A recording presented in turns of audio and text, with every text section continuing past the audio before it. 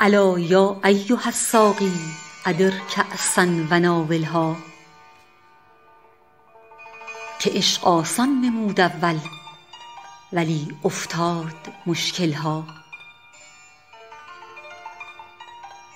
به بوی نافه ای کآخر صبا زان طره بگشاید، ز تاب جعد مشکینش چه خون افتاد در دلها.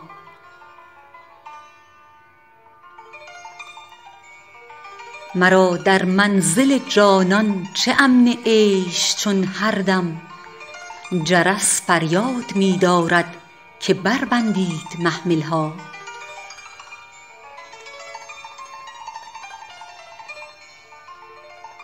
به می سجاده رنگین کن گرت پیر مغان گوید، که سالک بی خبر نبود ز راه و رسم منزلها.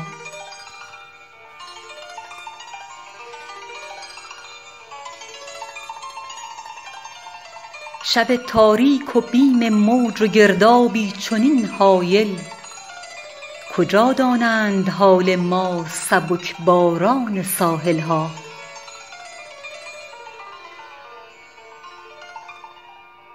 همه کارم ز خودکامی به بدنامی کشید آخر، نهان کی ماند آن رازی کزو سازند محفلها.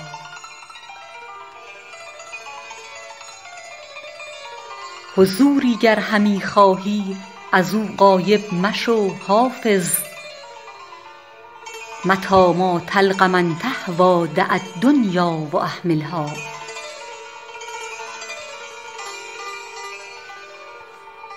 حضوری گر همی خواهی ازو غایب مشو حافظ،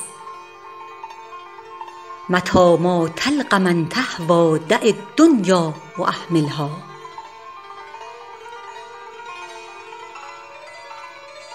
با تشکر، مدرس صادق.